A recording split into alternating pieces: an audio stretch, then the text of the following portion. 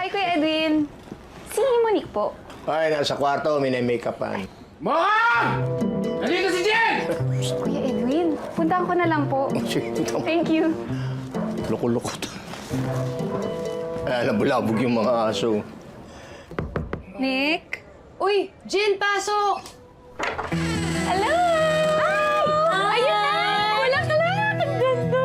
Ang ganda, di ba? Tapos yung mga flowers for the court, hinatid ko na doon. Salamat!